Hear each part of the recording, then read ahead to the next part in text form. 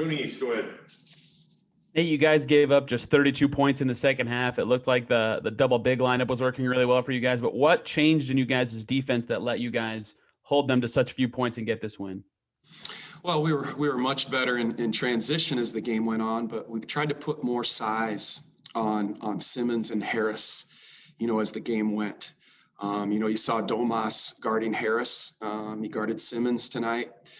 Then when we, had Goga out there, we were able to, just have more length and more size. And I just thought that bigger lineup, against that Philadelphia team tonight was the one that worked, like you said. And with defending that way in the third and fourth quarter, that was an entire team effort for everybody that stepped on the floor and the entire bench, cheering them on. Go ahead. Yeah, Nate, Caris struggled early tonight. I think he only hit one of his first 10 shots, but he stuck with it and got it going and obviously took over down the stretch. What's that say about his mentality as a player? A lot of toughness, a lot of grit. He's got a lot of heart. And you're right. We talked in halftime that the first half wasn't going as well for us. And he's really in tune with keeping that ball moving and keeping others involved. And, and he was really focusing on the defensive end. And that's what you can control the most, is your effort and your focus on the defensive end. And then his offense started to come and, like you said, hit some big shots, and especially late. Seth Johnson. Nate, TJ McConnell, speaking of effort, also made some pretty big effort plays down the stretch. Can you just kind of speak to what he brought down the stretch and what that effort meant to kind of bring you guys the win? Again, all kinds of heart with TJ, all kinds of grit, diving on the floor for the loose basketball at least 3 times. He can really be disruptive out there, and I just love how he pushes the pace on offense, and he's relentless. Scott, go ahead. Nate, you guys are definitely in now the play-in tournament. How nice is it to kind of have it here done with before, these last several games?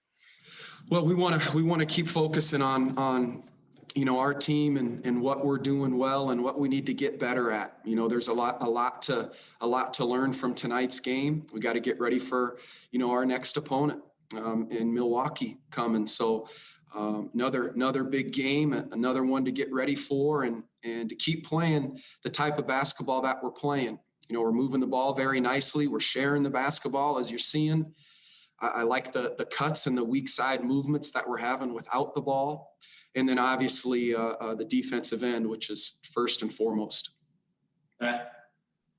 You touched on it a little bit right there, but this is the second straight game where you've been really strong defensively in the second half. What specifically do you hope to carry over from what you've done the last couple of games in the second half as you face this challenging final 3 games of schedule? Just the consistency of it. I thought as that game went on, especially there at halftime, we kept, feeding off our energy, the energy from our bench, the energy on the guys on the floor, the energy in the building. So we just kept feeding on that. And when you're playing that way, it feels good and everyone's in tune, and then it makes the offense better. And then your good offense, when you share the ball, makes your defense better. And you guys know all that. You've heard that 1,000 times. But I just liked how every single person on this team, whether they were on the floor in uniform, whether on the bench in uniform or on the bench in street clothes, was in tuned with each other and being a part of it. J. Michael. Hey, Nate, you referenced in your first comment about the transition defense, and it looks, I've asked you about that before, about you guys not getting back, and lately you guys have been doing that. You probably saved 6 to 8 points tonight just by hustling back. What do you credit that to? Is it something that you've had to show these guys, or what? Is it just better awareness and reaction? How do you explain that? Yeah, you just gotta keep, teaching and coaching, and our team knows the importance of transition defense, just like, every coach and fan out there. And it was just one of those things that we have to be great in our initial defense. And you mentioned it. If you counted that we stopped 6 to 8 points there, that's the difference. That's the difference. We talk about trying to be the best that we can in transition, trying to be the best that we can and not giving up, offensive rebounds and protecting the paint. But as the game went on, our guys got better and better at it. And that's what we have to continue to do. It's just that turn and sprint back and talk, and our communication out there amongst our team has been very good. Christos, go ahead. Hello, Coach. Congratulations on the win. Tonight's game for your team, from your perspective, was one of the best defensive effort game of the season so far. Yeah, I just attribute it to, to our guys locking in, to them wanting to come out and get stops and to play well. And I was trying to go with the lineups that were, giving us the best chance for those stops. I think that group there at the end had stops in 9 of the last 10 possessions, and then that we talked about the 32 points there in the second half. I think size was in our favor tonight with the lineup that we had out there on the floor. Thought Goga came in and did a tremendous job. He hasn't been playing all that much coming off that injury. Hadn't probably seen more than 10 to 15 minutes in a while, and came in and played a very good fourth quarter. So those are the kind of, contributions, we need from our bench. Keelan had a nice contribution last night, played good tonight, and Goga had one tonight. So. Any final questions for Coach? Awesome. Thank you. Okay. Thanks a lot.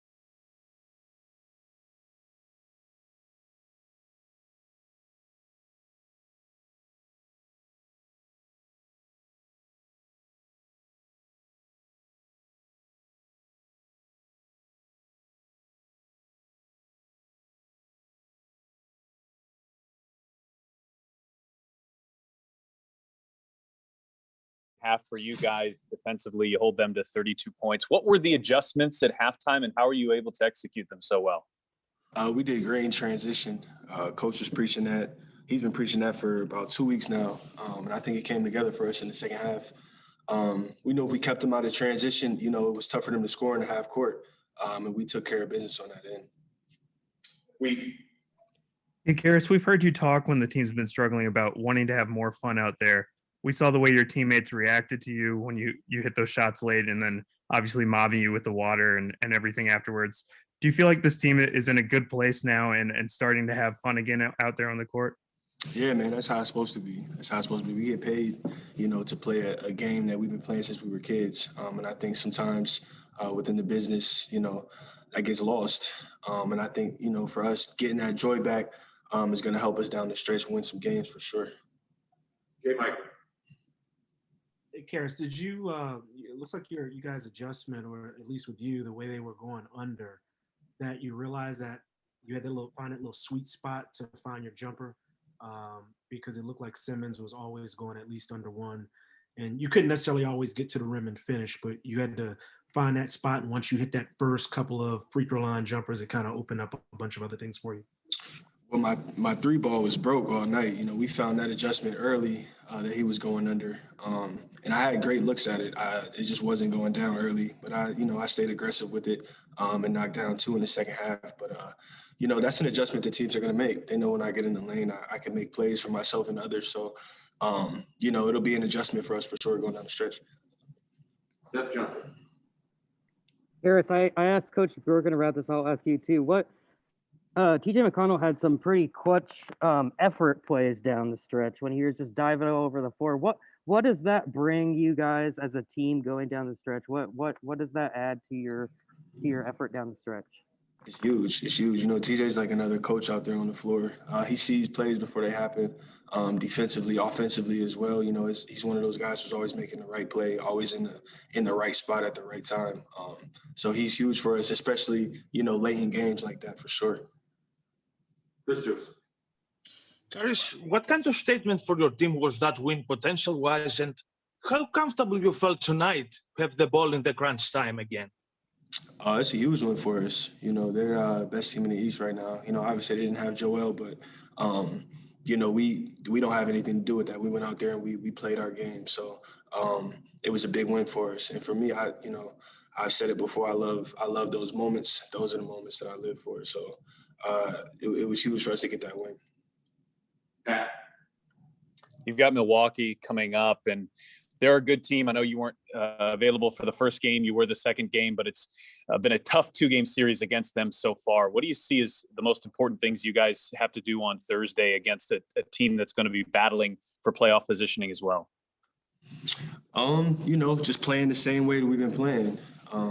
Being aggressive offensively, you know, taking our shots, and then defensively, having team defense, you know, getting back in transition, and just playing together. Scott. Caris, were you guys aware that with this win, you guys clinched a play-in seed, and then also with 3 games left, is it kind of a sense of relief here in this final week?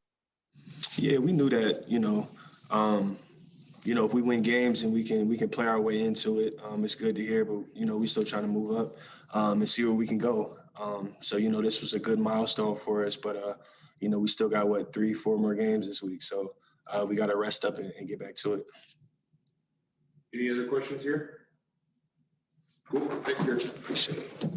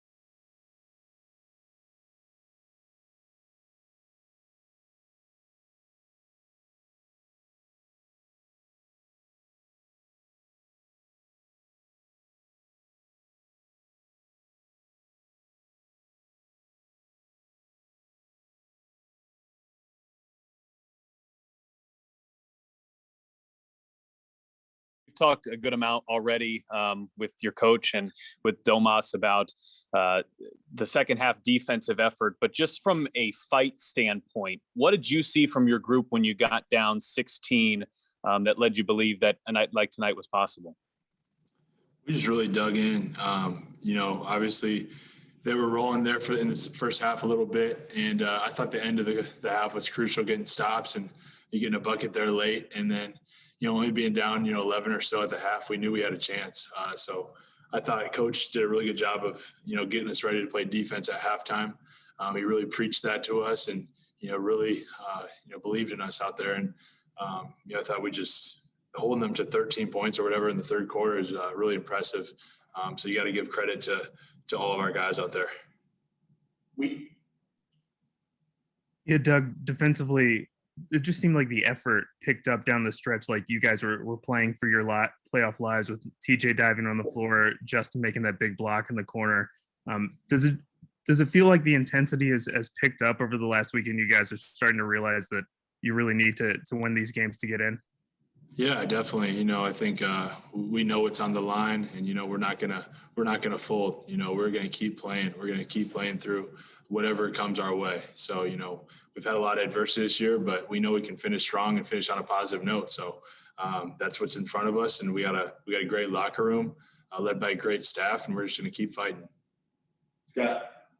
Doug, you mentioned the emphasis defensively. What were the touch points that they left you with going into that second half? Just really showing gaps, just really being in the gap, showing them bodies.